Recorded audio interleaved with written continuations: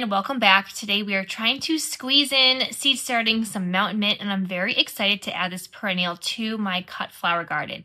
And hey, if you're new here, my name is Christy. I am located in Western Massachusetts, Zone 6A, and I am heading into my second year selling flowers at my roadside flower stand. Last year I focused mostly on mason jars, where I was just dabbling in to see if people were interested, and I had so much success towards the end of the year. Slow start, but then I had great results towards the end and really had to bulk up how many I was putting out every day. And I really noticed that I need some greenery added to my bouquets and my mason jars to help beef them up. So today we are starting mountain mint for that reason. You can also use this flower as a pollinator to bring in the bees. I might, if I have some extra, put some in a nice little perennial pollinator strip that I have. It was next to my vegetable garden, which we are now turning into a cut flower garden. Mine is using the cattle panels for my tomatoes. So today we're starting mountain mint. I actually created this past fall an area to plant my mountain mint. It is going to be with some repurposed posts that we had for a privacy fence that we knocked down, and I didn't want to just toss those wood beams away. So I thought, why not make a nice little area for some flowers to go in, and I really want to put some perennials. Unfortunately, it's probably going to have to get moved come this fall because we do plan on getting some trees cut down, and it is going to be where all the equipment is going to need to get in and out between my backyard. So my plan is just to at least get these started, and then hopefully I can dig them up once they are past their prime. Maybe I can move them into a pollinator strip in my yard, and then I'll just restart the process next year and do another batch of mountain mint. And I'm very excited. I've never actually grown mountain mint. I have maybe 2 whole plants, I think, in this area because I was going to the library one day, and we have like a local native group that will sell flowers, and they sucked me in with some mountain mint, and I actually used one of them for a few of my mason jars, and I absolutely loved the smell. So I'm like, okay, we need to get some more. So today we are going to be starting 2 different varieties that I purchased from Select Seed. One just says mountain mint, and then the other one says Virginia mountain mint. So I'm not quite sure what the difference is, but I'm very excited to get these started today. And then I think I have just like the regular mountain mint in my garden right now. And I also took some of the dead flowers on top and I sprinkled the seeds around, so maybe we'll get some germination that way. But for today, we do have a 72 count tray. I was going to just get some of my bigger cell trays, and then I was like, you know what, the seeds are so small and I'm just gonna have to sprinkle them in, and I am not gonna want to have to tease them apart later because I want to use both seed packets. So again, these are going to be from Select Seeds, so we're going to get these started and get them on the heat mat, hopefully before my little one wakes up. Now, mountain mint is going to take a little bit longer to germinate, so just be patient. It can be anywhere from 7 to 14 days, and you're going to keep your heat mat at around 65 to 70 degrees Fahrenheit, which is perfect because I just seed started some dahlias and they need to be around that same temperature. So I'm going to get them onto the heat mat, and I use a little probe that I stick into one of my cells. That way it can just regulate the temperature and keep it at a nice consistent temp. However, when I do turn the lights on, the temperature will rise just a little bit. So we'll probably keep it around like 68 degrees. It goes usually up 2 or 3 degrees once the lights are on and then dips back down at night. So I think that will be good.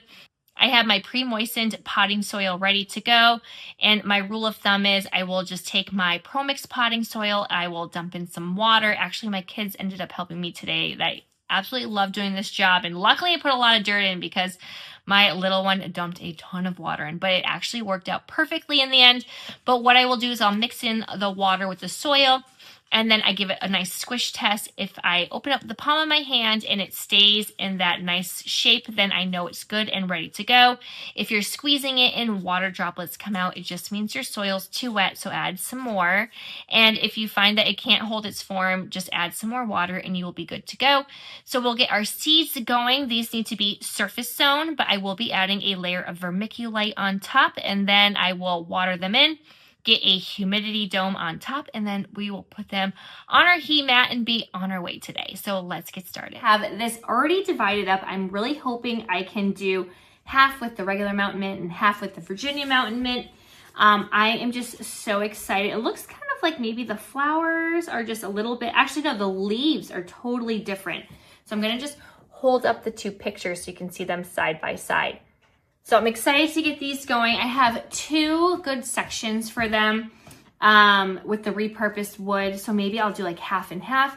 I was planning on doing mountain mint only on one side and then maybe getting some yarrow in the other side. However, the bunnies here really like to eat them, and I'm actually bummed. I ordered some more seeds from Select Seeds of yarrow because they ate all my fall planted yarrow, which was fenced in, but with the amount of snow we had, they were actually able to hop over this like little mini, I don't know, 1.5 foot tall fence, and they dug them out and ate them. It was either that, the bunnies, or the voles, which have been tunneling around everywhere.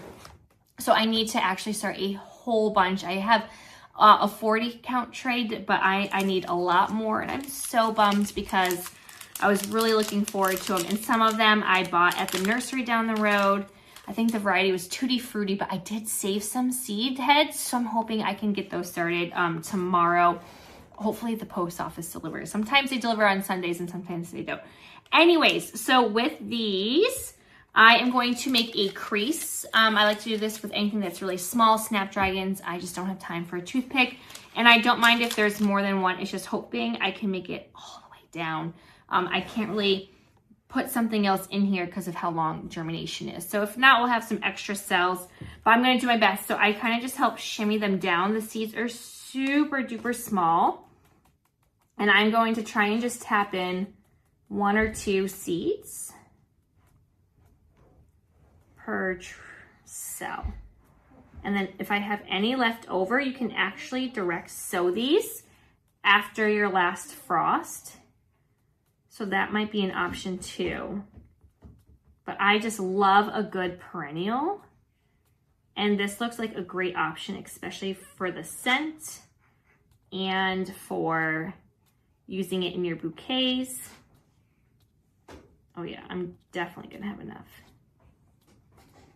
And I will tell you, there's probably like 5 or 6 going in every little sprinkle.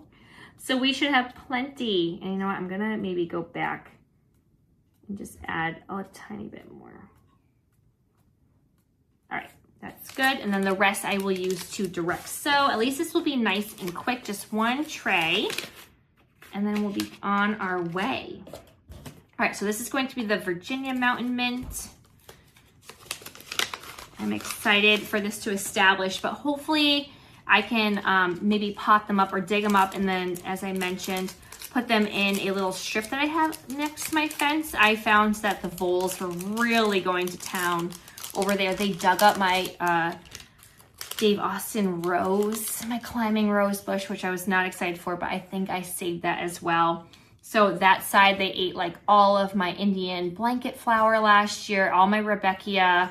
There was a couple of other things that they ate as well. So I'm not quite sure how to deal with them, but hopefully if I just keep adding more, they can't get to everything. All right, so again, I am just making a crease. I kind of help shimmy them down. I don't know if there's as many in this one. Oh, maybe. And then if there's any spots left over, I can just go and backtrack with the other mountain mint. But there should be plenty if I don't overseed. But these are moving fairly quickly.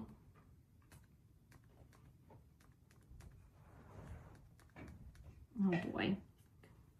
They get stuck in that corner sometimes.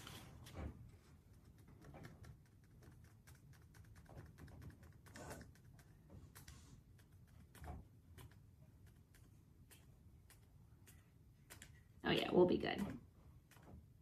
And there should be some to direct seed later. All right, fabulous. I love when there's extra seeds. Okay, so I'm going to put these away. We'll add our actually I'm going to water them in. It does say to make sure that they get good contact with the soil by like tapping them down. I always get worried they're going to get stuck to my fingers, so I just really water them in with a mister. So I'm going to do that now. We'll add vermiculite, then we'll water them in again just to help the vermiculite settle, and we should be good to go for this tray. Okay, so I have this nice and pumped, and I'm just going to go pretty close cell by cell, just making sure that everything gets pushed in nicely.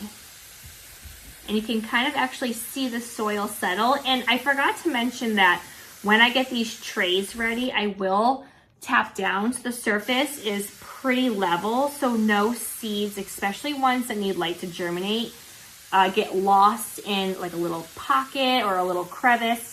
And it also helps get all the air pockets out. Once you start bottom watering, if you have an air pocket, you'll see the soil settling down, which is usually a pain. Or you'll have some dry cells. All right, so that is good. Let me find my vermiculite and we'll sprinkle that on.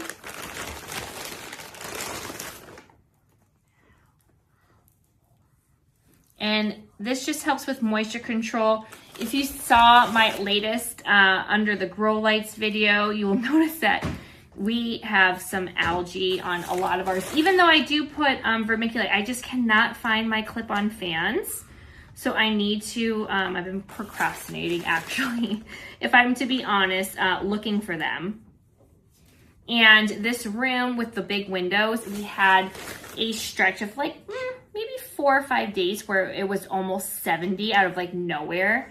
And it gets really humid and I refuse to turn the heat on. So even with the windows open, it just got really, really humid in here.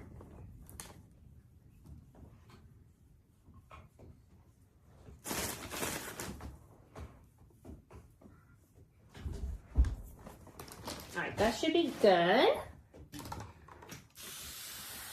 And we're gonna water them in one more time.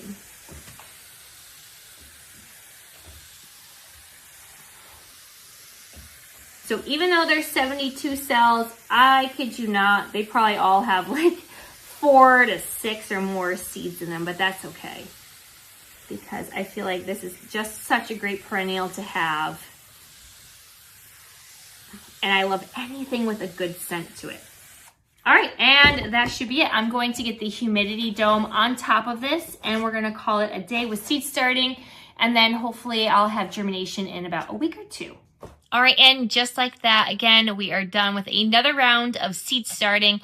I hope everyone is enjoying these videos. I am someone that really needs to be able to like watch a process happen and learn how things grow. I am definitely a pen to paper type of a girl. And that is just how my brain processes everything. So I really find that just making individual videos or like what I am doing and showing it maybe at different angles and how I've been doing it and maybe what works for me will hopefully help you. So let me know in the comments if you find these videos helpful at all.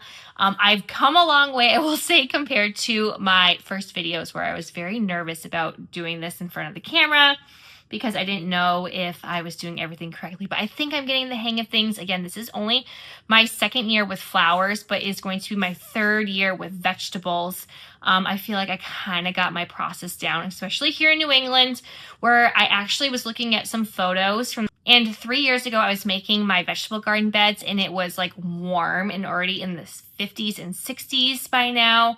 And then last year we had another warm winter and I was already outside in a sweatshirt and just, you know, boots getting some things going. It was cooler longer, but it wasn't as cold. Like right now, it is in the 20s with the feel like temperature here on March 14th. And I am really honestly getting sick of it. So I might have started things a little bit earlier. I was hoping to plan things out 4 to 6 weeks before my average last frost date because the past 2 years it has been on the warmer side, especially for these cool hardy annuals. Like I shouldn't be having these dips into the teens. So I've been really watching my 30-day forecast and trying to figure out when I can kick things out to the greenhouse because we are way backed up in here and I don't even have room to pot things up that I was hoping for. Like tomorrow I have to pot up all of these tomato seedlings and get them in my double solo cups, or I'm going to try and stall some and put them into some 6-cell packs because when you have them in the 6-cell packs, they don't grow as fast if you don't have these deeper pots. And I'll be doing some in these pots as well. So stay tuned for that. I'm very excited. I love growing tomatoes. They're one of my favorite things to grow. Not my favorite things to harden off when they're like 3 feet tall. Like last year they were my indeterminate ones were just growing and growing, and I just had all these little wooden sticks growing with them, and it was such a pain to harden them off. But we waited an extra month or so for that. So thank you so much again for joining me. Go ahead and click like and subscribe and hit that bell button, and I will see you all next time. Happy gardening. Bye.